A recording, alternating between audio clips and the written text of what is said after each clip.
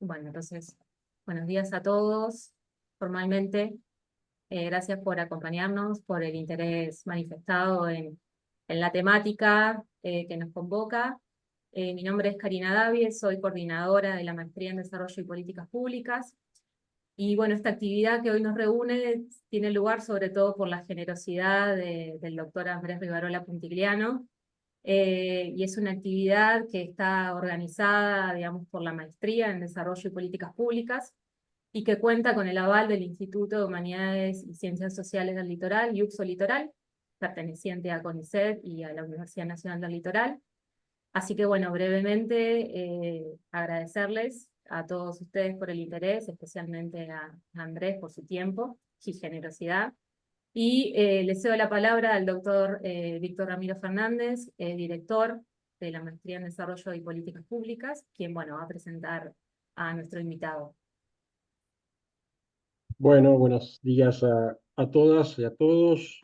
Eh, Reiterar un poco el agradecimiento a Andrés por aceptar nuestra invitación para participar de esta instancia, que para nosotros es muy importante, para nuestra maestría, para nuestro instituto, y también por la búsqueda que estamos haciendo de interlocutores en América Latina y fuera de América Latina para trabajar aspectos que son de mucho interés para nuestra maestría, también para nuestro instituto y nuestras líneas de investigación. Eh, y cuando le hicimos la invitación a Andrés, me accedió muy gentilmente, lo cual reitero ese agradecimiento y espero que esta instancia que estamos iniciando sea una instancia que se prolongue en el tiempo, que permita un intercambio entre nosotros en lo que estamos haciendo en el campo académico, institucional. Eh, Andrés es doctor en Historia Económica por la Universidad de Estocolmo, es profesor en estudios latinoamericanos en esa universidad, también profesor de Historia Económica en esa universidad. Fue director del Instituto Nórdico de Estudios Latinoamericanos hasta el 2022 y ha sido también editor jefe de la revista Iberoamericana, que es producida en el marco de ese instituto. Él no me voy a detener a hacerles un detalle de toda la producción, que es una muy rica producción, que la podés ver en su currículum. A nosotros nos ha interesado mucho la, la producción en términos de que aborda aspectos que tienen que ver con la historia económica latinoamericana, con el pensamiento latinoamericano, con la discusión sobre la autonomía regional, sobre los procesos de integración regional y la autonomía, y ese vínculo también con el exigente, demandante campo de la geopolítica y la geopolítica económica. En ese arco complejo de elementos que trabaja Andrés, con otros colegas también latinoamericanos, en ese complejo arco hay muchos puntos de convergencia, de intersección con lo que nosotros hacemos, con las preocupaciones que tenemos, con preocupaciones que seguramente otros colegas están generando en este contexto y por eso muy agradecido de poder escucharlos, de poder escucharlo hoy en esta perspectiva desde América Latina y lo global. Y dentro de ese campo temático seguramente van a surgir muchos interrogantes a partir de lo que Andrés nos presente en el día de hoy. Así que, como decíamos recién, hace minutos, Andrés hará una presentación de aproximadamente 30 minutos y después queda abierta el auditorio para preguntas y para conversaciones, sí, siempre pensando que las preguntas no sean conferencias en paralelo, sino que sean intervenciones que permitan un diálogo y una reflexión a partir de nuestro interlocutor de hoy. Así que bueno, muchas gracias Andrés y te escuchamos con mucha atención.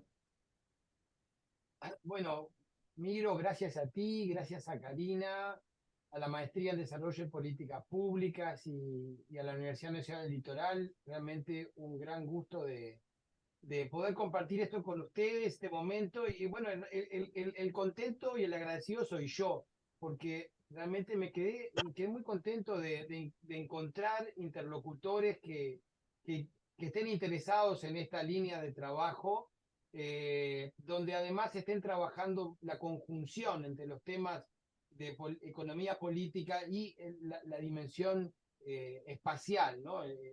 Lo territorial, lo que en realidad yo diría es la geopolítica, que es lo que un poco ustedes también están trabajando. Así que, nada, muchas gracias y lo que les propongo es compartir un momento de reflexión. Karina me preguntaba si yo tenía el PowerPoint. Había preparado un PowerPoint con cosas y después lo dejo de lado porque yo lo preparo y después nunca lo sigo. Entonces es como que está. Realmente lo mío no va por ese lado y esto sería un poco más bien, es una reflexión y que espero escuchar lo de ustedes, así que no voy a poner más tiempo en presentaciones y voy a ir un poco, quizá si lo dejamos en media hora, tirar algunos titulares y después ver la posibilidad de ir profundizando con ustedes. ¿Tá? Así ven un poco dónde estoy yo y también me interesa a mí ver dónde están ustedes en estos temas y a ver qué podemos ir sacando y espero que esto de inspiración para seguir en adelante en este intercambio. Pero bueno, al tema. América Latina, historia global, economía política y geopolítica es el tema que nos junta. Y historia global, refiriéndonos al título, historia global y América en realidad nacen al mismo tiempo. En realidad, ahí el título ya tiene algún problema y fui yo que sugerí el título. Porque América Latina no existía en el momento de la colonización. América, si vamos a ser precisos en los conceptos, y creo que debemos ser rigurosos en el uso de los conceptos, porque la temporalidad en relación al espacio nos requiere eso. Es por ejemplo, como dicen, Bolívar y América Latina. Está lleno de libros que dicen, no, América Latina, la noción de América Latina no existía en la época de Bolívar. Ya ahí, cuando estamos combinando esas dos cosas, ya hay un error. ¿No? Porque hay todo un proceso que lleva a lo de América Latina. Y quizá nos da el tiempo de entrar un poco en eso. Pero lo importante es que la historia global empieza con América.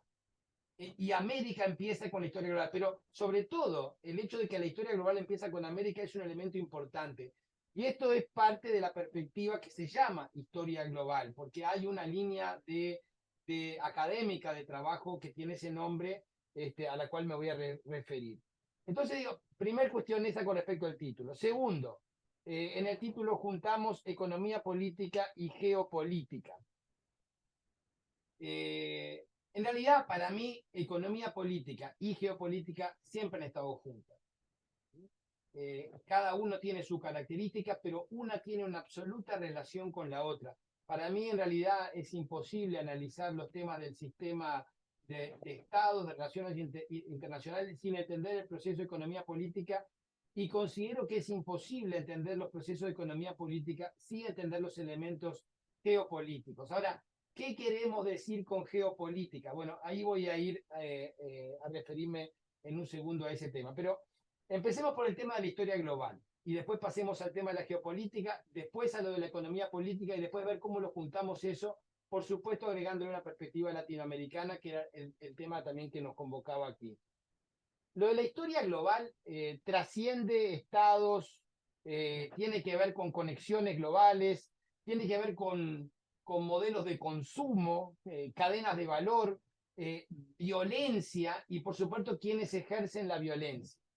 Ahí hablamos del tema de la perspectiva de la historia global. Hay antecedentes de esto, por supuesto están los textos más modernos a los cuales les voy a referir, pero al menos uno de mis entradas en todo esto fue los trabajos de Fernand Braudel, que cuando Braudel habla de la economía mundial, habla de las economías mundo primero, porque había economías mundo por separado, que tenían más conexión que incluso que lo que planteaba Braudel en su momento. Él escribió en la década del 70, 60, 70, 80, por ahí.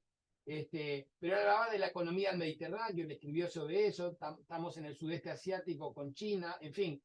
Había, por supuesto, las economías que había en el continente americano, que apenas tenía conexión entre ellas, y mucho menos, por supuesto, con lo que estaba en los otros lados del mundo, y las que había en África, naturalmente. Pero en realidad, si bien había más conexiones que la que dice Braudel, no había una conexión tan fuerte como la que vino después. con la incorporación de América en lo europeo, por lo europeo se van conectando a lo asiático y ahí vamos empezando a hablar de una economía global mundial que se va haciendo en un proceso que lleva cientos de años. No es lo mismo hablar de esto a principios de 1500 que hablar de esto en el 1600, 1700 o por supuesto hoy en día. Después hay quienes han pensado el tema mundial y hay antecedentes de esto que van en un sentido más cultural y antropológico. Arnold Toynbee, por ejemplo, nos hablaba de las civilizaciones, o el mismo Friedrich Ratzel, el alemán, que es un antecedente de la geopolítica, que por el 1800 hace los estudios, si se quiere, más antropológicos sobre civilizaciones y territorio, hablando de lo que es el tema de ríos, el tema fronteras. En realidad, mucho de lo que es los estudios medioambientales hoy en día tiene antecedentes en las perspectivas que ellos planteaban, porque era cómo conviven las sociedades humanas en su relación con la naturaleza. Y ahí tenemos los trabajos de Ratzel y el elemento territorial en este tema. Otro de los trabajos que a mí me hicieron entrar en lo que es la historia global fue un estudio de Gunder Frank, no sé si ustedes lo habrán manejado por ahí, que se llama Reorient, que quizás fue el origen de un curso que ahora después se nos hizo una maestría entero en temas de historia global o en un enfoque global con el cual ver América Latina. Y en aquel libro, creo que lo escribió y después se murió Gunder Frank. Fue bastante interesante ese libro porque André Gunder Frank era uno de los grandes nombres de la teoría de la dependencia. Ustedes ya conocerán eso, no lo voy a explicar. Que ahora, por cierto, está de moda de vuelta.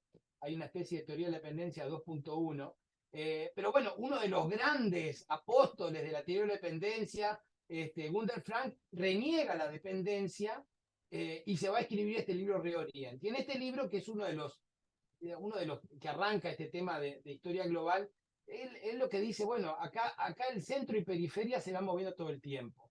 Y si ahora estamos yendo hacia un mundo donde China se va haciendo centro, todavía no, pero se va haciendo centro, esto en realidad es un retorno a lo que era desde el momento mismo de la colonización, donde el sistema mundial estaba centrado en el sudeste asiático, sobre todo en China, pero entre China y la India.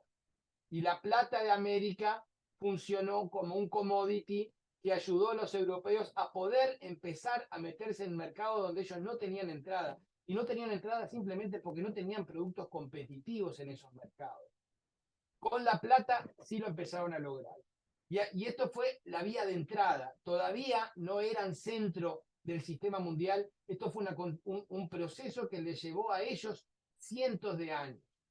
Y de eso nos escribe Gunder Frank, y en esa línea de trabajo de Gunder Frank, donde no estaba Gunder Frank, pero más en el área de economía política global, más, porque después está la economía política internacional, acá más por el lado de el énfasis es en lo global. Bueno, van a tener gente como Giovanni Arrighi, Kenneth Pomeranz, Steven Topic, que ha hecho trabajos muy buenos sobre los commodities en América Latina desde una perspectiva histórica. Per Bries, quien analiza el fenómeno de la industrialización china no posterior a la europea. China ya tenía elementos de industrialización.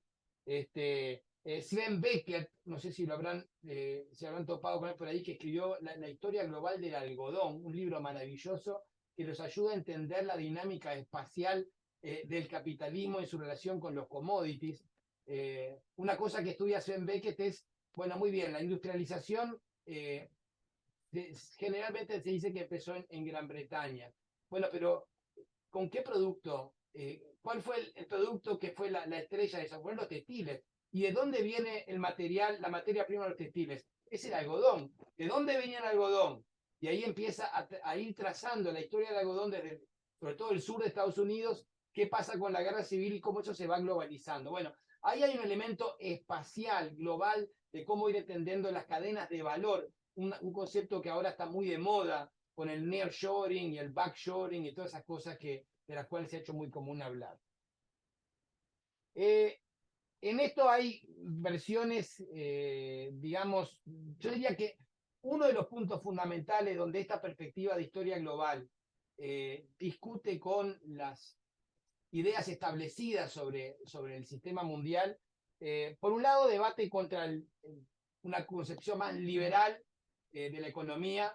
Ahí yo pondría ahí a gente como Robert Kilpin, Acemoglu, donde están con el tema de las instituciones como un elemento fundamental, el libre mercado como un elemento central hacia el progreso, hacia, digamos, a lo que son los países desarrollados. Una teoría bastante occidentalista, yo diría eurocéntrica de ver al mundo.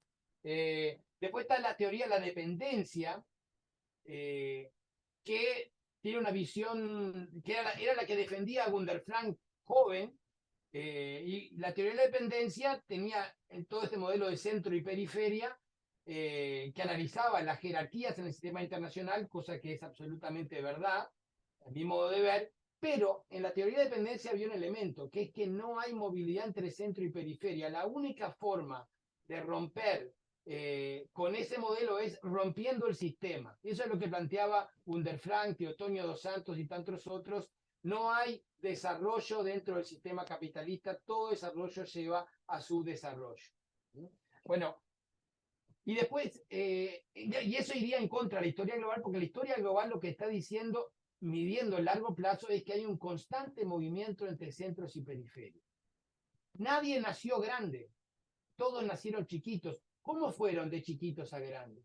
Y acá la teoría, la perspectiva de la historia global también discute contra algo muy establecido en las visiones del mundo, aquí más por el lado de las relaciones internacionales, que sería el realismo. Y acá tienen, yo qué sé, Kenneth Walsh, George Marsheimer, gente que a mí me gusta leerlos a todos los que estoy nombrando, ¿no? Por supuesto, todos tienen cosas importantes y valiosas. Pero acá el realismo tiene una limitación importantísima.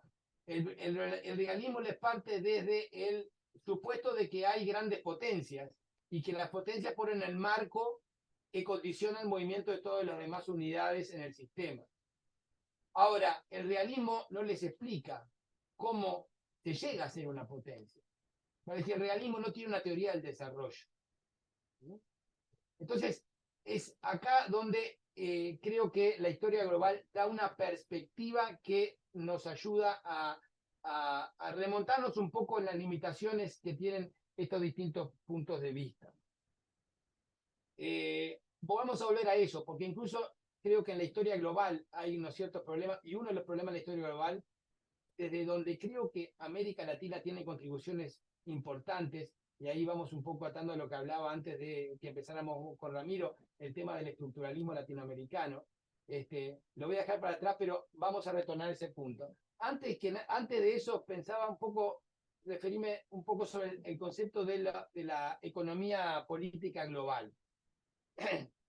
¿Qué tenemos desde la economía política global? Bueno, David Ricardo, todo esto ustedes ya lo habrán visto, los términos de intercambio, esto es uno de los trabajos que ya han puesto, digamos, la norma en mucho de lo que vino después, pero no se olviden de que la teoría de términos de intercambio de David Ricardo está muy basada en el Tratado de Paños y Telas, que era el famoso acuerdo de Methuen.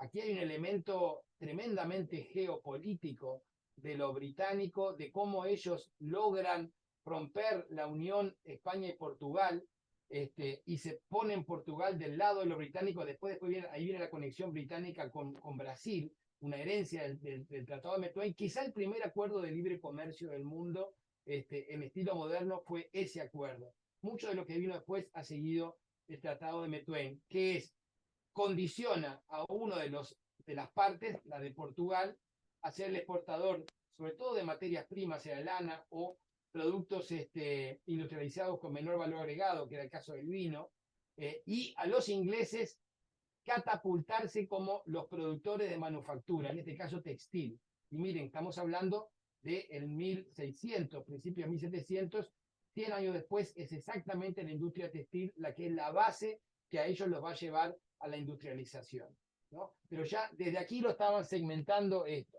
La crítica a todo esto desde la economía política, bueno, por supuesto, Carlos Marx, ¿no? Carlos Marx nos ayuda a entender cómo se dan produciendo determinados cambios dentro del sistema desde la economía política, el tema de las clases como elementos que accionan en torno al cambio, la relación entre clase y capital, la comprensión de qué es el capital, todo eso creo que es un gran aporte de Carlos Marx, que, ya le digo, una de las grandes fuerzas que tuvo Marx y el marxismo es poder explicar cómo los fenómenos de cambio hasta cierto punto, ¿no? Desde otras vertientes de economía política, quienes han intentado explicar esto desde un lado más quizás liberal, tenemos el aporte de Rostow, explicando las fases del desarrollo hacia la industrialización. Aquí era como una especie de escalera, que si uno sigue determinando modelos de industrialización, va a lograr el desarrollo.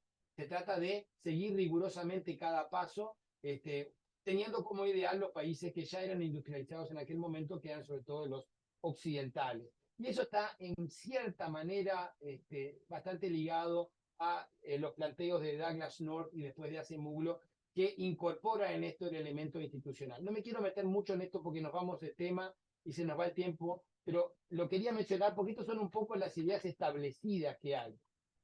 Ahora, en nada de esto está realmente incluido una real teoría del desarrollo. Desde la economía política, quienes empiezan a ver cómo uno va de enano a grande, cómo uno puede compensar su subordinación en el sistema, porque está clarísimo que el sistema es jerárquico. Bueno, acá en la economía política, digamos, yo le diría desarrollista, uno de los nombres que hay que tener en mente es el del alemán Friedrich List. Porque List en Alemania, estamos hablando de primer mitad del siglo XIX, él veía los estados separados, List estuvo incluso en Estados Unidos, y veía lo que era, por un lado, la subordinación de todos estos europeos al poder industrial británico, el primer Estado nacional industrial. Pero además List ya estaba viendo el futuro, porque al irse a Estados Unidos, está viendo la tremenda fuerza del primer Estado con pretensión continental industrial, que era Estados Unidos, con todos los recursos disponibles en su propio Estado, y no como Inglaterra, que tenía que ir hasta la India o hasta otros lugares muy lejanos, lo que le hacía muy vulnerable. Estados Unidos tenía todo ahí, en su propio continente. Una enorme potencia territorial. Aquí el tema espacial es fundamental. Y entonces ahí donde List empieza a proponer lo de la Unión Aduanera Alemana, la Zollverein, que es una suerte de Mercosur, que después se va a ir generando en un Estado, en un imperio alemán. Bueno, List, importante en la parte de economía política. El pensamiento de List, por cierto, es captado en América Latina. Por 1909, un argentino, Alejandro Bunge, lo quiero mencionar especialmente, propone una unión aduanera del sur, una especie de proto-Mercosur, muy inspirado en las ideas de List. Y además Alejandro Bunge fue maestro del otro que vamos a mencionar, que es Raúl Prebisch, que desde la CEPAL, primero era anti su maestro, porque Prebisch era muy liberal, ustedes ya conocían esa historia. Después se va retornando al maestro desde la CEPAL a mediados del siglo XX, y es donde va incorporando y construyendo los elementos de la construcción de una teoría del desarrollo, donde, por cierto, vamos a mencionar, ya que estoy en Suecia, a un sueco que era muy cercano a él, que se llamaba Gunnar Myrdal. Gunnar Myrdal, a diferencia de Prebisch, tiene, en Gunnar Myrdal había un elemento bastante más global que el Prebisch. Myrdal hablaba de la India, era un estudioso de los problemas de Estados Unidos, incluso el problema racial, escribió el drama asiático, pero además Myrdal tiene un elemento que no lo van a encontrar en Prebisch, que es el elemento nacional.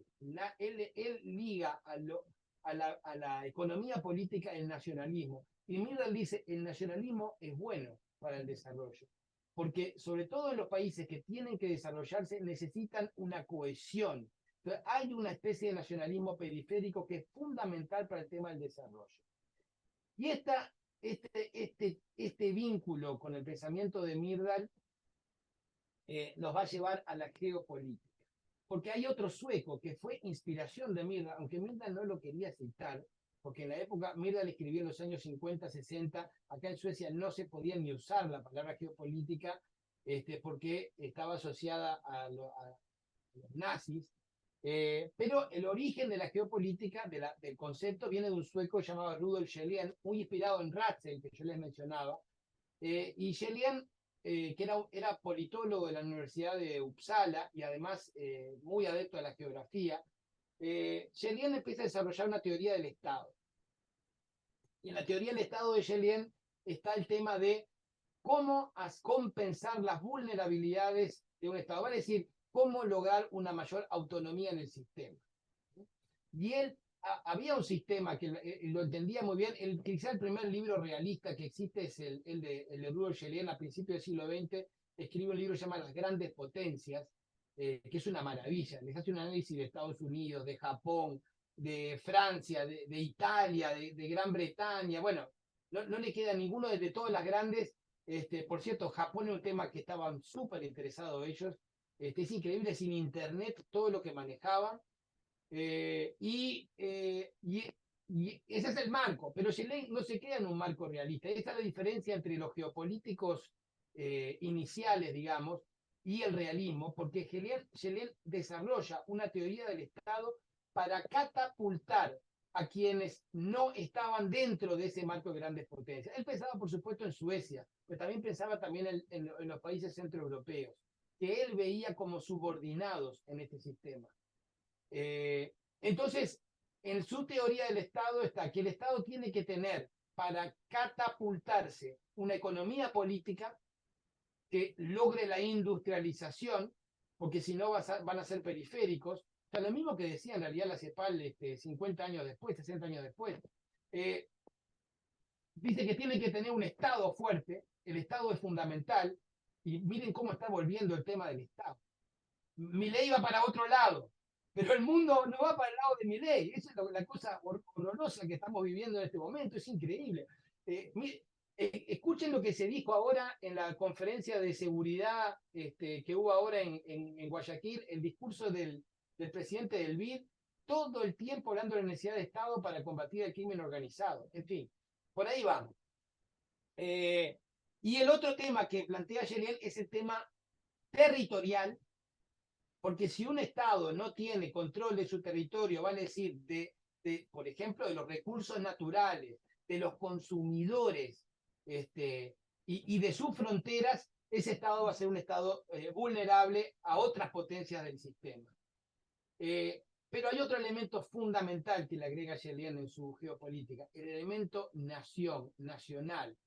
Dice, si el Estado no tiene una cohesión de su propio pueblo, ese Estado va a ser fácil de fragmentar o se va a ir fragmentando. Se necesita un elemento nacional, por eso el nacionalismo es importante. Y eso es uno de los temas que capta Myrdal y que se lo recomienda, entre otros, uno de los primeros trabajos donde Myrdal escribe esto son textos que le escribió, que Nasser le pidió que hiciera, no sé, todo lo que fue la conferencia de Bandung y después el movimiento de no alineados. Bueno, le pidieron a Myrdal que preparara textos y recomendaciones en este sentido, y no se olviden que Myrdal fue el primer presidente de la primera Comisión Económica de las Naciones Unidas, que no fue la de América Latina, fue la de Europa, y ahí fue él el primer secretario general. En fin, por ese lado, y aquí hay una conexión a América Latina, pero voy a ir acortando acá porque quiero acá introducir un poco lo que es la perspectiva latinoamericana en todo esto. Primero hablamos de América, porque había una visión continental americana que viene sobre todo de lo ibérico, porque no se olviden que hubo 60 años de imperio conjunto España-Portugal, por la unión dinástica, la unión ibérica, que dejó un legado importante. No me voy a entrar en eso porque nos vamos por las ramas, pero el acuerdo de Methuen y la metida de Inglaterra en 1640 fue una de las cosas que quebró esto. Hay un tema geopolítico importante. Pero bueno, después vino toda la independencia, el proceso que ya conocemos, la creación de los estados independientes latinoamericanos, soberanos pero no autónomos, porque nacen en una posición subordinada en el sistema, sobre todo siendo subordinados a lo que era en aquel momento la gran metrópoli comercial Gran Bretaña, y ustedes son argentinos, ya saben muy bien toda esa historia. Argentina era uno de los lugares predilectos de conexión al mundo británico, igual que Uruguay. Yo, por cierto, soy nacido en Uruguay también, así que tenemos esa parte. Nos dejaron un gran fútbol, eso sí. Y, y ahí se va a ir gestando una idea, noción latinoamericana como una contraposición a una creciente geopolítica desde Estados Unidos.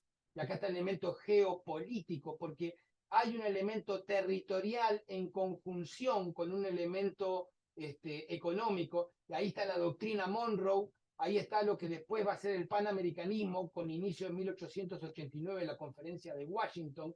Ellos van manejando esto magistralmente. La doctrina Monroe realmente es un ejemplo de geopolítica, porque fíjense, cuando la sacan en 1823, ellos ni siquiera tenían Luisiana en aquel momento. O sea, era una pequeña parte del continente norteamericano, ni siquiera de Norteamérica, hasta de Norteamérica era una pequeña parte. Y ya están hablando de un continente, ya están hablando de una visión continental por toda América. Eso es un elemento de geopolítica, eso es un elemento espacial, territorio, con proyección a futuro. Y ir consolidando, por supuesto, primero que nada, su territorio, donde el tema de la unidad es a sangre. La prueba está que a sangre es porque la guerra civil de Estados Unidos, cuando quisieron venir los secesionistas del sur, fue una de las guerras más sangrientas de todo el siglo XIX. Es unidad o muerte, absolutamente. Ahí hay un elemento geopolítico, porque sabían que si ellos se fragmentaban, iban a ser subordinados en el sistema. Eso es lo que sabía Bolívar también. Por eso Bolívar plantea en Panamá la federación y no lo logró. Pero la idea nunca desapareció de América Latina y ha retornado testarudamente. Era la idea que también planteaba la CEPAL, la integración regional, porque sin integración regional, sin unidad, no iba a haber una conjunción, una fuerza de mercados, de control de recursos naturales que los pudiera proyectar ante el sistema internacional.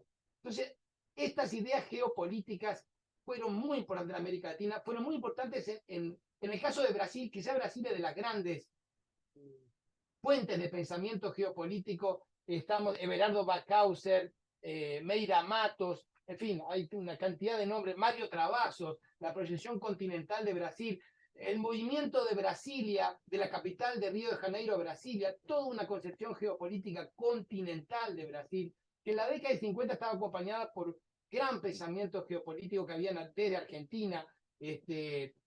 Perón fue una fuerza impresionante de pensamiento geopolítico. Él sabía de Ratzel. Mucho de esto lo ha retomado hoy en día. Si ustedes leen los textos de Alberto Metol Ferré, el uruguayo, ha rescatado mucho del pensamiento de Perón y lo ha conectado con la visión de economía política internacional. En el caso de Metol Ferré es interesante, no tanto con Previ, sino sobre todo con el chileno Felipe Herrera, que fue justamente presidente del BID. Y miren qué interesante, presidente del BID, y era socialista chileno. O sea, mire, y esto da para una serie de reflexiones sobre también el papel de Estados Unidos y a veces cosas que parecen contradictorias, pero quizá no lo son tanto. En fin, la geopolítica está unida a la economía política. ¿Por qué? Porque en el sistema internacional o global hay muchas unidades que controlan territorio. Los narcos pueden ser una unidad geopolítica, las multinacionales pueden ser unidades que controlan el territorio, pero las unidades que tienen mayor peso en el sistema siguen siendo los estados. Ahora, no es lo mismo un estado pequeñito, una isla del Caribe, que China, obviamente. ¿Cómo hacen los que no son China y los que no tienen el poder económico que tiene China para compensar su pequeñez? Ahí está lo que yo llamo la geopolítica de los débiles, que eso es por el lado de la integración regional. Y eso es lo que pensaban desde América Latina, en muchos casos desde el lado del desarrollista y desde el lado de los geopolíticos, el buscar compensar. Y por eso la idea de la integración estaba muy ligada a la economía política por el lado de la industrialización. No se logró eso, se lograron algunas cosas, no todo es fracaso, siguen habiendo elementos de esto, muchas ideas de esto, como se los dije, lo van a escuchar en la conferencia esta de seguridad, donde se habla de bloque regional de seguridad. Y lo está diciendo ese gobierno de Ecuador. No se ha perdido esto. Pero sí es complicado, sí es difícil hacer esto desde la periferia. Pero creo que en este momento de confusión, de grandes problemas que hay, de crisis en muchos casos, creo que es importante proyectarnos. Y creo que vale la pena seguir profundizando en esta conexión entre geopolítica y economía política, a lo cual yo le voy a agregar un elemento más, que generalmente no se hace, que es inspirado por Mirral, el elemento nacional. Porque si uno quiere construir un espacio de proyección, sea Sudamérica, sea Latinoamérica, sea América, tiene que tener un elemento nacional que ayude a agrupar a la gente que está en ese espacio, ¿no? Una especie de un plurinacionalismo está bien, pero si no hay cohesión, vamos a la fragmentación, y si se va a la fragmentación, uno va a quedar subordinado frente a los que sí han logrado eso, por ejemplo, el caso de China, o el caso de la India, que va aumentando en importancia. Entonces, ahí por mí van algunos de los desafíos que en nuestro caso son sobre todo de carácter analítico y teórico, y donde hay grandes aportes de América Latina. Y me voy a terminar por ahí. Gracias.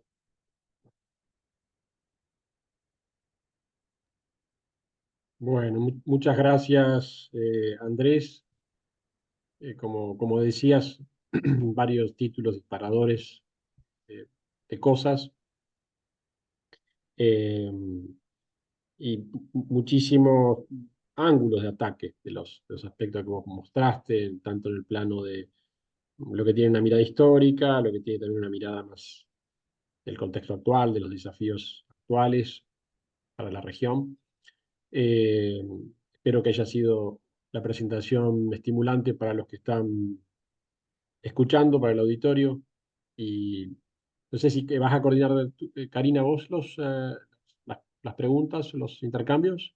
Sí, aprovecho también a comentarle a Andrés que, bueno, dentro del público tenemos también alumnos propios y de intercambio que son de Brasil, de Uruguay, y seguramente hay conectadas personas de otros lugares de América Latina, así que bueno, también pueden enriquecer con sus aportes. Pueden hacerlo a través del chat si lo desean, o si, bueno, si quieren tomar la palabra levantando la mano, vamos asignando, digamos, algunas intervenciones breves para circular algunos comentarios. Cari, yo tengo Mucho, adelante. algunas preguntas. Andrés, gracias por la presentación. La verdad que es súper interesante y súper actual todos los temas que tocaste y sobre todo por la visión, esto de la visión histórica, ¿no? Para pensar el desarrollo de América Latina. Y yo fui anotando algunas dimensiones que vos señalaste. Por ejemplo, la necesidad de pensar una dimensión continental del desarrollo, la necesidad de contar con estados fuertes, la importancia de el nacionalismo y la soberanía, ¿no? Y cómo nuestros estados latinoamericanos eh, nacieron de un legado colonial, soberanos pero no autónomos. Cuando yo pensaba esto de la dimensión continental del desarrollo, pensaba en nacionalismo, pensaba en estados fuertes y lo primero que se me viene a la mente son los BRICS, ¿no? Rusia, India, China, todos tienen proyectos nacionalistas, todos tienen estados fuertes, todos tienen bases industriales relativamente importantes, todos tienen dimensión continental. Entonces preguntaba en esta idea que hablabas que hubo un fracaso en América Latina, pero que ese legado sigue vivo. ¿Por qué crees vos, sucintamente, sé que es una pregunta medio difícil, que las élites latinoamericanas fracasaron en construir este tipo de proyectos que sí tuvieron éxito en otros espacios que también fueron periféricos?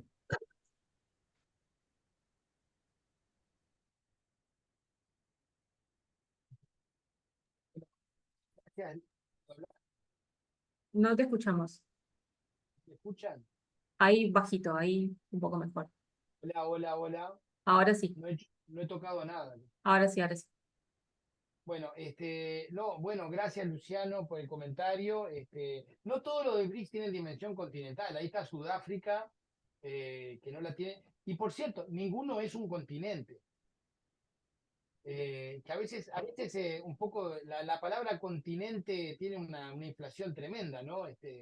Incluso se habla de América Latina como un continente. América Latina no es un continente. América Latina es una región. La diferencia es muy importante.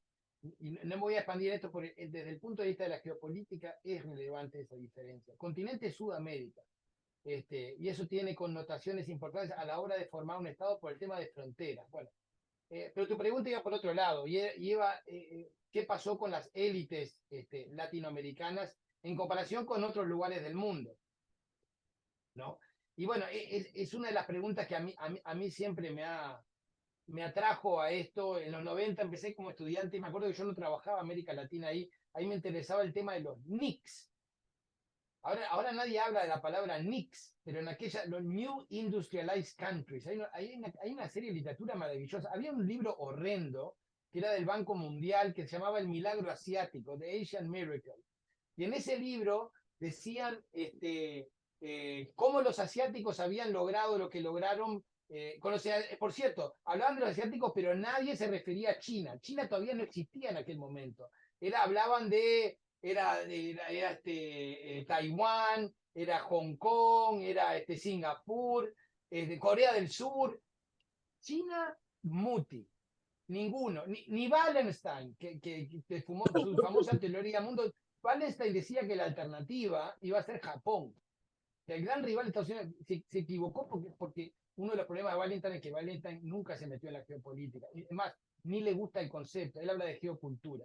Bueno, eso lo dejamos si alguien quiere indagar más sobre eso. Pero entonces, me acuerdo en aquel momento salía una cantidad de investigadores, Stefan Haggard, Alice Amsten, una de las grandes que además hizo en la CEPAL, le dieron una cátedra a Raúl Prebisch, diciendo, no, esto no tiene nada que ver con el neoliberalismo, el libre mercado, esto tiene que ver con que esta gente ha desarrollado unos aparatos de Estado, de planificación, que han sido tremendamente eficientes y efectivos en conjunción con elementos, digamos, del sector privado, la chaebols en el caso subcoreano.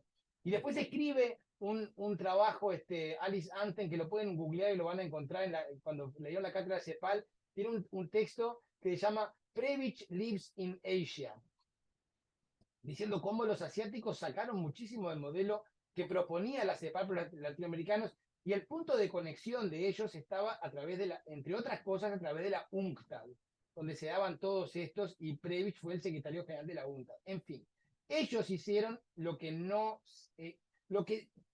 en realidad se hizo en América Latina, pero limitadamente. ¿No? ¿Qué pasó? ¿Y por qué por qué Corea del Sur está entre los 15 potencias económicas del mundo y no producto per cápita, en producto bruto, teniendo, ¿cuánto tiene? 20, 30 millones de habitantes. ¿Por qué Corea del Sur tiene multinacionales y nosotros, en términos per cápita, tiene mucho más que América Latina? Está la Samsung y todo lo que tiene. ¿Por qué nosotros no tenemos eso? Y somos 600 millones. Bueno, esas preguntas hay que hacerlas. No sé si tengo buenas respuestas, pero hay que hacerlas. ¿No? Porque no es una, y esa es la diferencia que tengo con la teoría de la dependencia. Nadie está condenado a ser periferia siempre. Eso no es verdad. Ahora, ¿cuál es la diferencia? Bueno, el papel de las élites es importante, pero cómo se fue dando la independencia latinoamericana, cómo se fue todos los intentos que han habido de buscar un desarrollo más permanente. Ustedes ven lo que es la historia latinoamericana y ven que cómo constantemente esas fuerzas han sido derrotadas. Hay algo inherente en los latinoamericanos porque, bueno, ahí están las respuestas culturales y es uno de mis problemas con Douglass North y compañía, ¿no? Está la herencia horrible española, el catolicismo y toda esa cosa cultural que porque somos descendientes de los ibéricos o los italianos, ese es un mar de ineficiencia. Bueno, eso es la historia global, ya les va a decir que eso es una fantasía, ¿ya? Porque además no es cierto que el sur, es la pregunta que hace Barrington Moore. ¿Qué hubiera pasado si el sur de Estados Unidos hubiera ganado la guerra civil? Que podría haber sido. Eran esclavistas, racistas, súper religiosos y productores igual que Brasil, pero un Brasil protestante. O sea que no tenía nada que ver el catolicismo con eso. Pero sí es cierto que hay elementos en América Latina, el timing es posible que sea uno de los factores, el momento, en comparación con Estados Unidos, por ejemplo, el momento en que se da la independencia de América Latina, ya estaba Estados Unidos produciéndose, ya, fíjate, la doctrina Monroe desde 1823, o sea, ya estaban ellos actuando como una unidad geopolítica muy eficiente, ya estaba Gran Bretaña, Napoleón es derrotado, Gran Bretaña ya está ejerciendo su papel tutelar en el comercio mundial y las intervenciones británicas, bien lo conocemos en Río de la Plata, fueron muchas con la flota, ahí está Uruguay. Y creo que esos fueron todos factores que influyeron en la obstrucción de determinadas élites que buscaban elementos de desarrollo o de unificación, por ejemplo, integración, en pos de otras élites que vivían en su subordinación con la metrópoli. Pero esa lucha no ha terminado y se sigue dando ahí. El Mercosur, por ejemplo, es un elemento el Mercosur es una Zollverein, una unión aduanera, no es un acuerdo de libre comercio que existe porque intenta de alguna manera fomentar la producción industrial que hay dentro de este bloque regional. Y ustedes fíjense, todos los neoliberales que estaban los gobiernos que han intentado hundir el Mercosur, ya Menem, porque esto no es un invento de Milei, Menem y Cavallo odiaban Mercosur y lo querían fundir, no lo lograron. Después vino Bolsonaro con Guedes, que quería fundir el Mercosur y no lo logró. Después hay toda una cantidad enorme de colegas que viven diciendo que Mercosur es ineficiente, que Mercosur es un desastre, y Mercosur sigue ahí.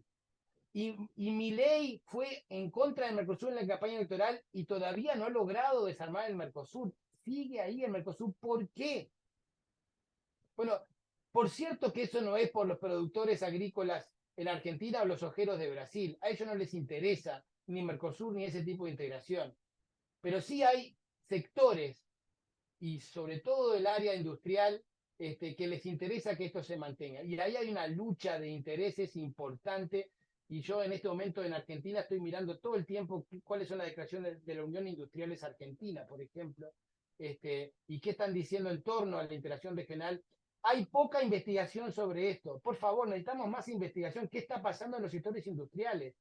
Estamos escribiendo, las universidades estamos escribiendo un montón de cosas menos de estos temas. ¿Qué ha pasado en los estudios sobre el sector privado, por ejemplo? Hubo un tiempo que había mucho, ahora dejó de haber y estamos hablando de otro tipo de temas.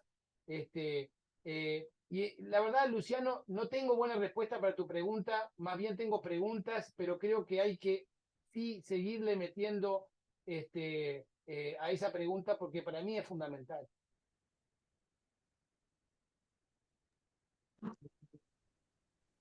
Bien, ¿alguien más? ¿Algún comentario, pregunta? Yo tengo una pregunta, profesora. Sí, Soy- Anderson. Sí, mucho gusto, profesor y colegas. Muchas gracias por las palabras iniciales. Quería preguntarte, doctor Andrés, ahora el compañero Luciano ha dicho algo sobre el BRICS y Sí. hay una connotación, es muy importante notarse. ¿Se escucha? Perdón. Sí, se escucha, me estoy Sí, moviendo perfecto. porque se me está acabando la batería de la computadora, tengo que conectar. Dale, sí, se escucha. yo voy a ser objetivo. Mira, nosotros estamos viviendo la quinta revolución industrial y todavía nuestros países siguen en un proceso de desarrollo mucho más lento que los demás países del centro. Pero hay una cuestión que el compañero Luciano ha mencionado sobre el BRICS. Claro que el BRICS tiene el liderazgo de China y hay toda una geopolítica relacionada a la influencia de China, pero nosotros tenemos aquí una impresión que siempre hay un riesgo político en procesos de desarrollo y de integración regional. Ahorita mismo Argentina salió del BRICS y que para nosotros sería absolutamente estratégico como no sé, como una contraposición a la hegemonía del centro. ¿Y cómo ves, cómo es su análisis acerca de ese tema? claro, es una cuestión más contemporánea acerca de lo que vamos a vivir en los próximos meses o años, pero no sé cuál es su visión sobre ese tema de la instabilidad política y su influencia en estos intentos de desarrollo de la región. Muchas gracias. Bueno, gracias a ti, Anderson. Bueno, mi pregunta sería para ti, ¿no? ¿Cuándo en la historia del mundo no ha habido inestabilidad política? Siempre ha habido inestabilidad. Yo crecí, yo tengo ahora 55 años, pero crecí en la escuela, cierto, parte de ese. Bueno, nací en Uruguay y después vino la dictadura, vaya inestabilidad política, era terrible. Y después nos vinimos a Suecia y acá nos daban los cursos en la escuela sobre la Tercera Guerra Mundial y las bombas atómicas, porque estaba la Unión Soviética acá al lado y el riesgo de una bomba, de una Tercera Guerra Mundial era inminente. Crecimos con eso. En América Central había guerra civil espantosa que termina recién a principios de los 90.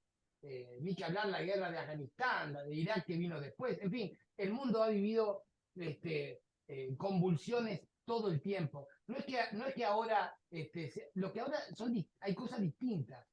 Ha cambiado la cosa. Ahora tenemos un BRICS, por ejemplo.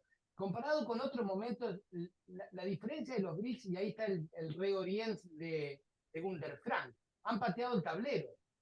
Porque por primera vez, no en la historia del mundo, ahí tenemos la historia global, por eso Gunther Frank habla de reorient. El sistema mundial no era europacéntrico, era asiacéntrico, porque ahí iba la mayoría de los recursos, estaban ahí. Y no fue hasta la guerra del opio que los europeos logran quebrar eso. Por cierto, introduciendo la droga en China, ¿no? Hablando de narcos, ¿no? Fue la guerra del opio. Pero en los últimos 200 años sí ha habido una dominancia atlántica y occidental en esto. Hoy en día patearon el tablero y tenemos actores que están tomando espacios de mercado de recursos naturales que están en otros lugares del mundo. Y ahí hay un cambio fundamental. Yo creo que para América Latina ese cambio es más grande que en otros lugares del mundo. ¿Por qué? Porque desde la época de la colonización América estaba subordinada a los europeos, aunque ellos a su vez fueran menos que los chinos o los hindúes, pero América Latina entra al mundo en ligación con los europeos. Hoy en día China es el principal socio comercial de la mayoría de los estados de América del Sur y está creciendo India y está viniendo Arabia Saudita. Cambia las condicionantes en gran medida. Ahora, ¿qué significa eso desde el lado de cómo potenciar una geopolítica desde América Latina? Bueno, los BRICS es una posibilidad, hay que balancear. Ahí yo me voy a remitir, no hay que inventar la rueda. Juan Carlos Puig, otro argentino grandioso, mire que en Argentina hay cantidad, lo que pasa es que nadie lo cita. Pero Juan Carlos Puig escribió el tema de la autonomía. Helio Jaguaribe lo hizo por el lado brasilero. Y ahí pueden ver, no mencionan la palabra geopolítica, lamentablemente. Pero es mucho y muy parecido a lo que escribía Gelian. Cómo ir balanceando en el sistema a modo de ir logrando autonomía. Yo creo que se inspiraron mucho en los planteos, por ejemplo, bueno, la tercera vía de Perón, o cómo Vargas balanceaba a los alemanes con Estados Unidos, ahí logró los recursos para construir Vuelta Redonda. Pero no ve más lejos que eso. Suecia, los maestros de la neutralidad, balanceando con todo el mundo y ganando recursos y mercados en ese sentido. Suecia fue una maestra de la neutralidad. Estados Unidos no reconocía a los estados latinoamericanos y no participó en la independencia porque no se querían enemistar con España. Balanceaba Francia, balanceaba Gran Bretaña. La doctrina Monroe es hecha en conjunto con los británicos. Fíjese cómo balanceaban, evitando guerras innecesarias, pero buscando todo el tiempo márgenes de maniobra en el sistema. ¿Ya? Entonces, en ese balanceo hay un elemento geopolítico, pero un elemento geopolítico que tiene que estar llevado con la construcción de una unión, una unidad geopolítica propia. Porque si uno no tiene eso, no tenés con qué balancear. Si me empujás por un modelo hoy en día, que para América Latina, y además es interesante porque es una democracia, yo diría, miren lo que está haciendo la India. Me quedo por ahí. Bueno, muchas gracias. ¿Otra pregunta o comentario? ¿Qué tal, Cari? Joe, Pregunto. adelante. Hola Andrés, ¿qué tal? Muchas gracias por la presentación. La disfruté mucho. También fui anotando varios títulos y algunas consultas. Quería preguntarte si podés explayarte un poco más en tu idea de integración regional como una geopolítica de los débiles y en esto también vinculando un poco lo que hicimos con Luciano Moretti y con Ramiro Fernández hace un tiempito que editamos un número de la revista de la maestría sobre desarrollo, geopolítica y geoeconomía. Ahí hay un artículo de Gabriel Merino que se pregunta por los sujetos del desarrollo, cuáles son esas fuerzas sociales que pueden llevarnos hacia el desarrollo o motorizar el desarrollo. Bueno, cuáles serían esas fuerzas sociales o esos actores sociales que vos identificás que pueden motorizar una integración regional en América Latina, teniendo en cuenta esa debilidad. Muchas gracias. Sí, muy buena pregunta. Sí, el tema esto de la geopolítica de los débiles, el concepto lo saqué y lo tengo nombrado cuando nombro el concepto de un sueco, que en realidad se refería, un sueco muy scheleniano, que se refiere a los países nórdicos como una geopolítica de los débiles. Entonces él recomienda la unificación de los nórdicos a modo de lograr mayor fuerza conjunta en el sistema y poder balancear, por un lado, a los rusos y por otro lado a Estados Unidos e incluso en aquel momento a las fuerzas europeas, ¿no? Dentro de la Unión Europea. Y ahora se lo están replanteando mismo eso porque ahora estamos todos en la OTAN y se está buscando la conjunción nórdica. O sea que la geopolítica de los débiles era una forma de retomar el pensamiento de Schelien y aplicarlo hoy en día a la dimensión nórdica y me pareció una palabra excelente para usar para los latinoamericanos. En realidad, anteriormente a los nórdicos, un ejemplo de la geopolítica de los débiles, y si con eso hablamos de integración regional en el sentido más moderno, es el mismo Estados Unidos.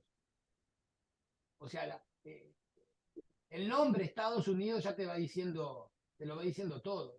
Es un país sin nombre. Es la unificación de estados. En realidad es el nombre que debería tener las Naciones Unidas, que en realidad es las Naciones de los Estados Unidos. Pero bueno, y como no le encontraron nombre, le pusieron América. Por ahí va. Con una pretensión continental, la proyección de ellos es impresionante. Y de eso hay que aprender. Entonces, el primer paso que ellos toman es una federación entre los estados separados. Unum pluribus lo dice en el dólar, entre varios uno. Y eso fue la unificación. Después que se logra unificar, fue una república imperialista. Porque fue tomando territorios a los indígenas, después a México, en fin, y toda la historia que bien conocemos. Pero el formato inicial fue de integración entre los estados originales. No es que no haya desaparecido eso. La geopolítica de los débiles, ellos la vuelven a aplicar y es bastante interesante. Eso es lo que intentan hacer en la conferencia de Washington en 1889, de donde sale el concepto Panamérica, donde ahí plantean una unión aduanera. Y varias de esas ideas fueron mucho de lo que sobrevivió después hasta el Good Neighbor de Roosevelt. Y ahí está la dualidad de Estados Unidos, por un lado teniendo elementos integracionistas.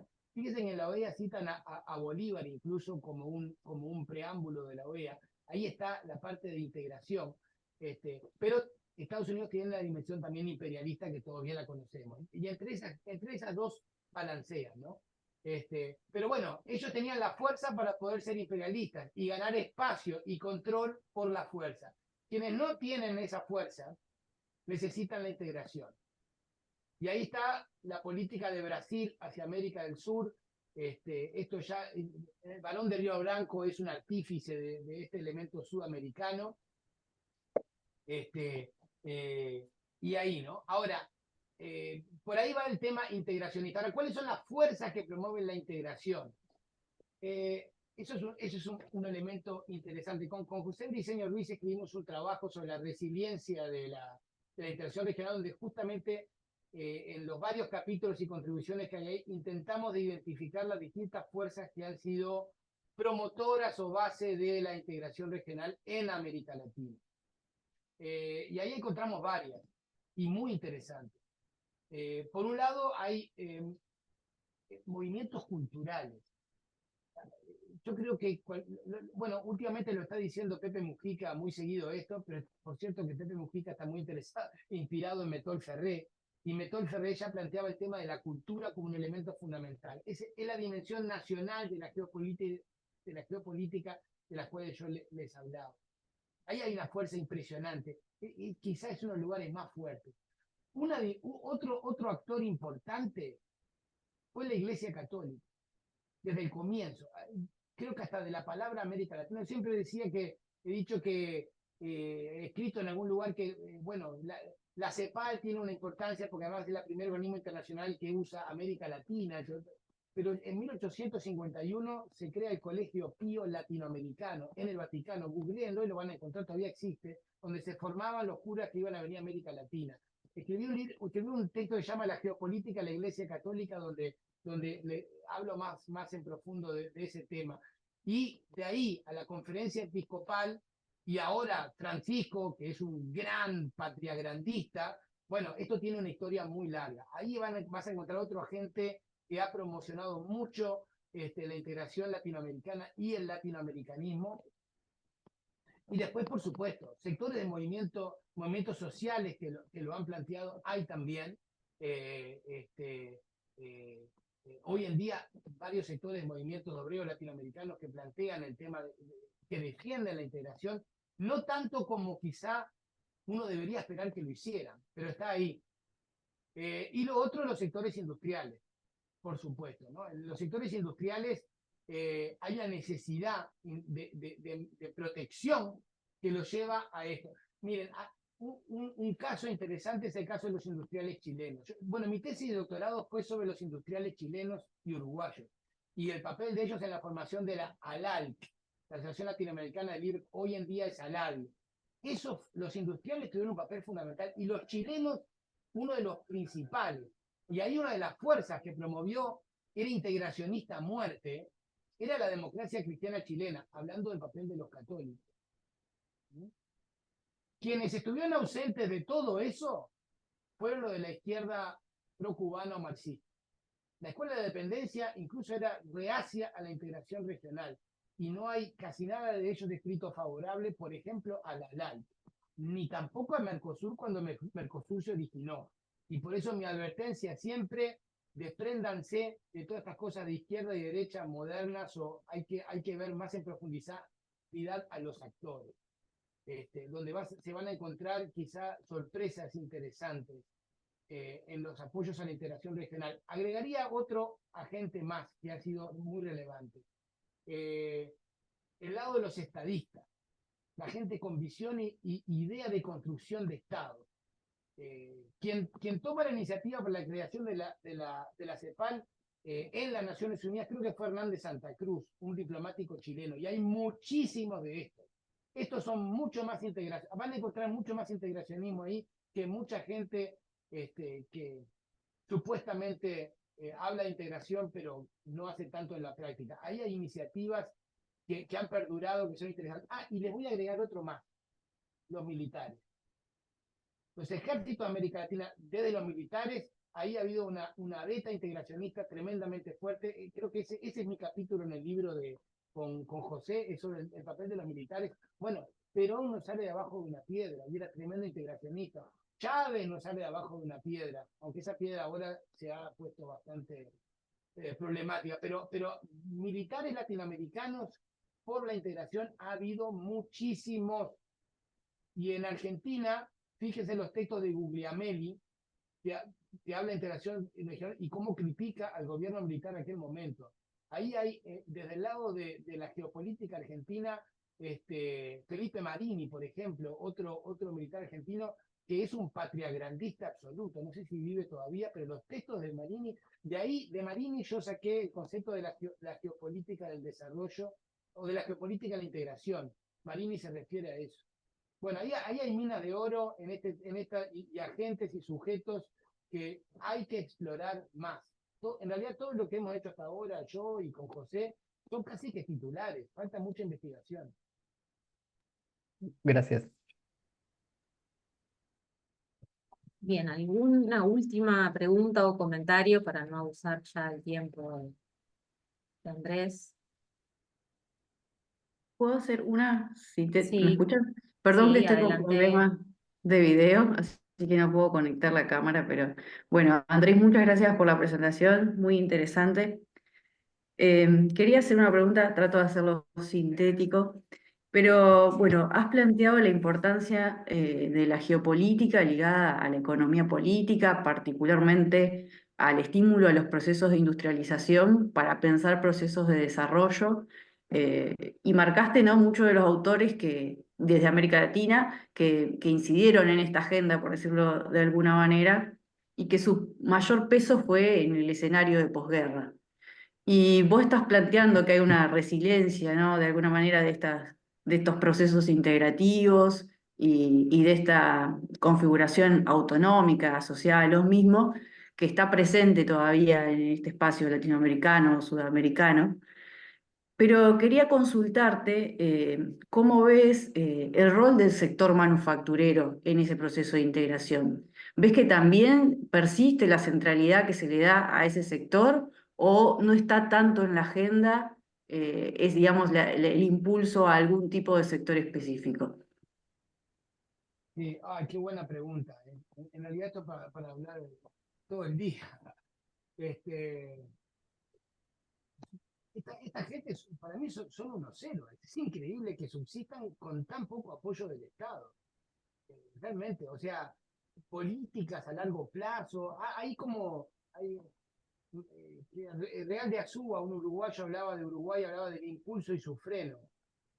Bueno, así es, y por eso no se ha logrado el éxito que se ha logrado en otros lugares, por ejemplo en el sudeste asiático, o en China, donde hay una continuidad de políticas de desarrollo a largo plazo. Eso es lo que no hemos visto en América Latina, salvo momentos importantes que no son irrelevantes. El caso de la industrialización de Brasil, que arranca con Vargas y se continúa en el periodo militar, atención, porque los militares lo continúan, es un desarrollismo autoritario, pero desarrollismo al fin, que logra consolidar la industrialización brasileña. Por eso ellos promueven después el paso de la LALC a la ALADI, e incluso hay un planteo de una Unión Aduanera Argentina ya en la década del 60, que no salió no por los brasileños, sino porque Argentina no quiso.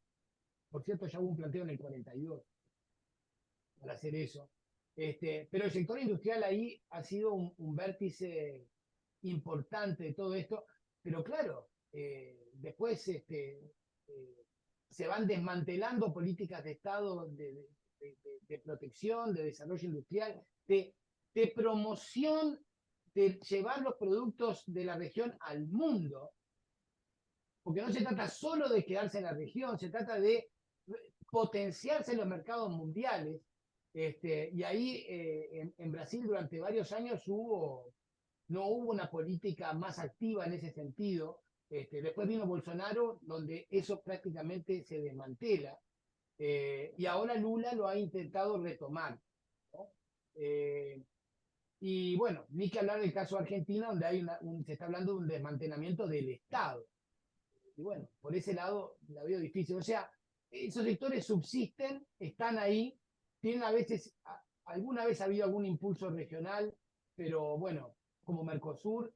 Después ha habido nacionales por separado, y que son temporales. Y ahí está el gran problema. Y el gran desafío, que es no solo cómo tener un plan nacional de desarrollo, sino como también generar un plan regional de desarrollo. Y esto hay que decirlo porque para mí es por ahí que pasa. Hay que pensar conjuntamente. La pandemia, si con nada se aprendió, se debería haber aprendido con la pandemia.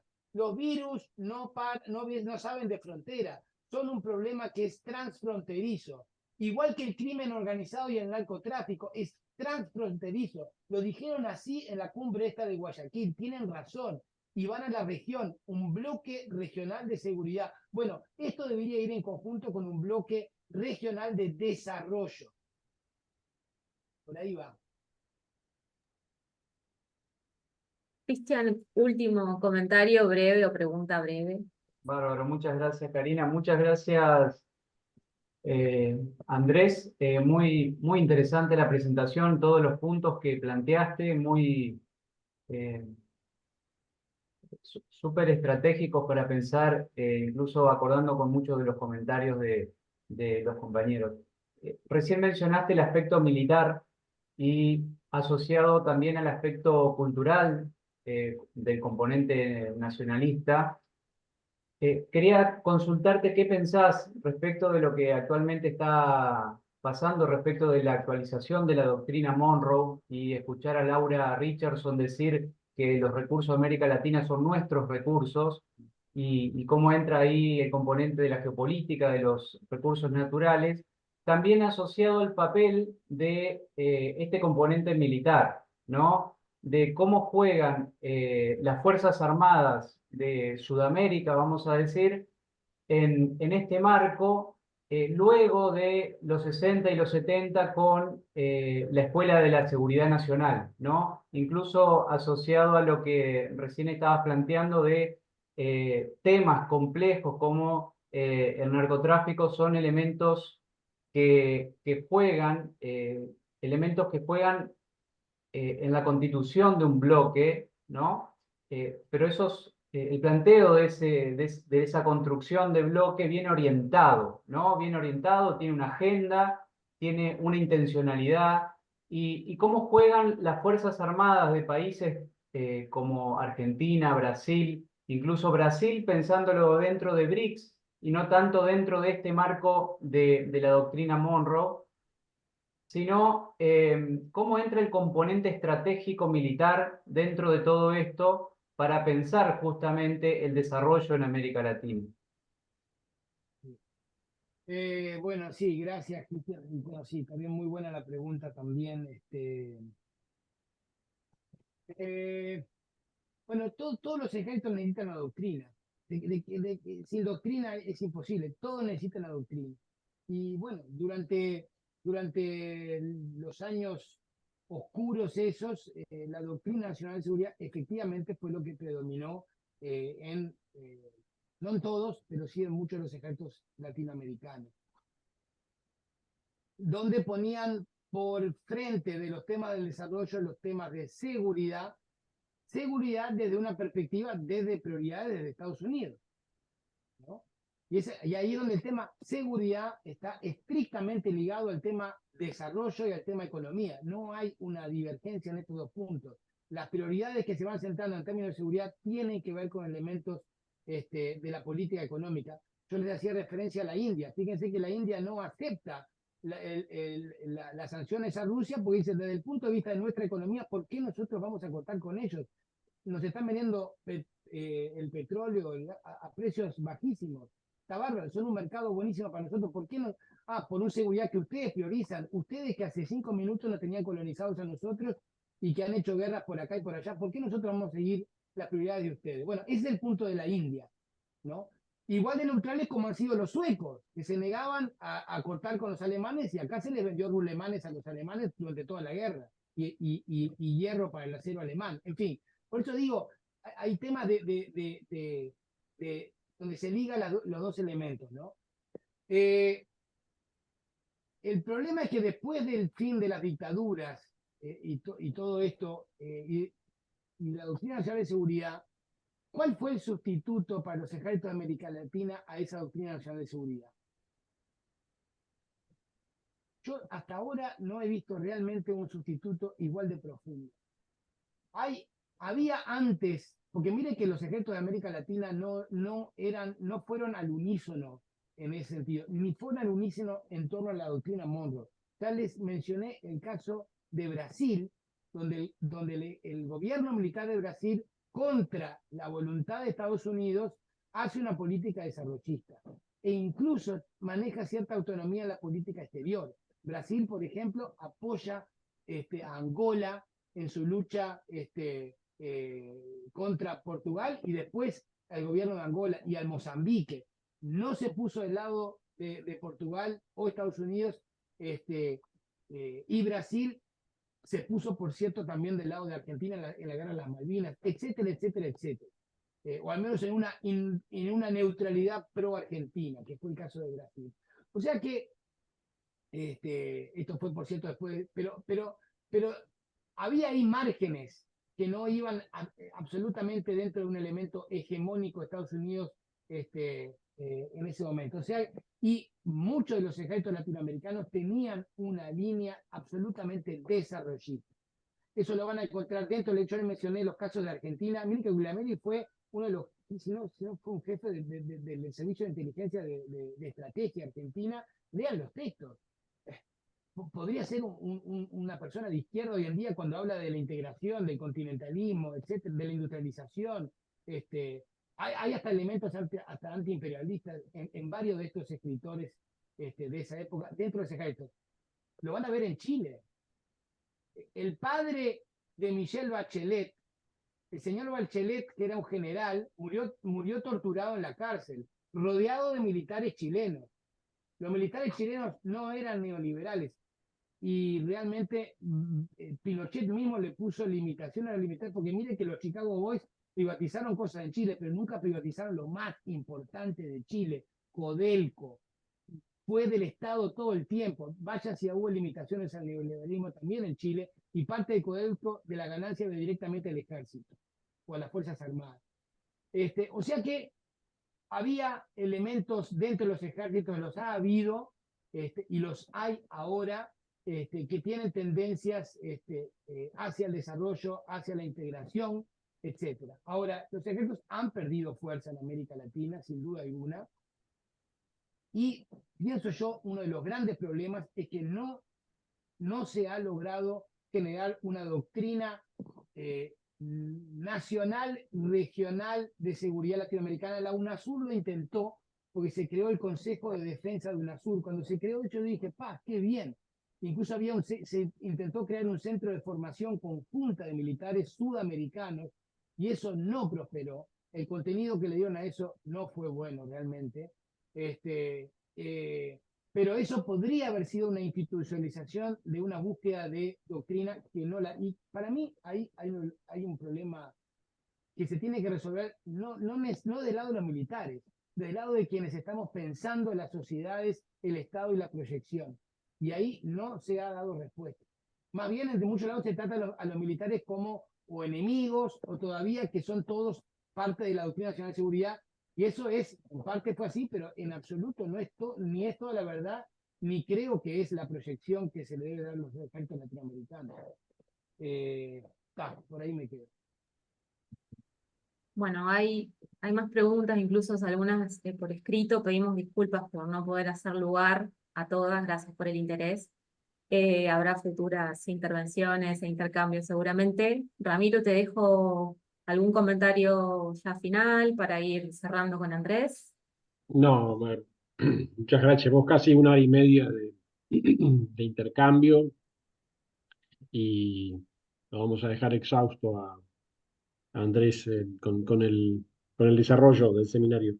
A mí me ha parecido muy, muy interesante, muy rico, tiene muchos ángulos, abarca un campo oceánico, todo lo que ha presentado, y me parece que realmente es muy rico particularmente me parece muy interesante continuar interaccionando con Andrés. Comentábamos antes de iniciar que muchos de los intereses y las preocupaciones que tenemos no tiene una gran cantidad de centros académicos articulados sobre esto. Y por eso es muy importante gente que trabajamos en distintos lugares, incluso en distintos lugares geográficos, en distintos continentes o en distintas regiones, que podamos trabajar articuladamente, porque no somos extraordinariamente mayoritarios en este proceso.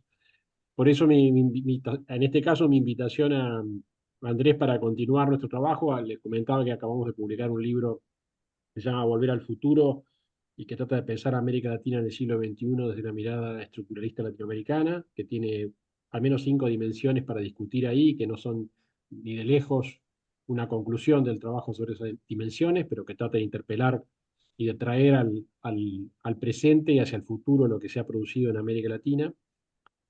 Por lo cual la propuesta que le hacemos es poder continuar en alguna instancia, conversar sobre ese libro, conversar, que hagamos una reunión con nuestros equipos y que podamos trabajar con él, porque tenemos muchos puntos de convergencia. Las confluencias de la mirada en términos históricos y del presente y la proyección de las estrategias, la presencia creciente de la dimensión geopolítica y la dimensión geoeconómica en la geopolítica, que creo que va creciendo en importancia, y el escenario muy particular que está viviendo América Latina en este proceso de transformación, que yo creo que es muy sui generis y que abre muchas puertas de discusión, aún en los escenarios distópicos que vivimos en términos políticos en nuestros países. Creo que justifica que podamos trabajar en conjunto. Por eso agradecerle nuevamente a Andrés y quedar abiertos a ese intercambio si él lo desea. Absolutamente, estoy encantado de este encuentro y bueno, gracias a ti otra vez, y a todos ustedes, realmente qué buenas preguntas, y mándenme lo que vayan sacando, vamos a seguir manteniendo contacto, yo encantado, y bueno, a ver si pronto mantenemos esto que creo que va a ser muy fructífero. Ahora, como buen latinoamericanista, me voy a ir a bailar salsa. Bueno, para distender está muy bien, ¿no? Sí, hay más salsa en Estocolmo que en Montevideo, ya les digo. Bueno, Bueno. por lo menos hacemos imperialismo cultural en ese plano. Por las buenas. Sí, por las buenas. Bueno, Bueno, muchas chao, gracias, chao, Andrés. Muchas gracias. gracias. Gracias a a todos. todos. Quedamos en contacto, Andrés, entonces. Dale, Muchas un gracias. abrazo. Chao. Un abrazo. Hasta Chao, luego. chao. Gracias. Chao.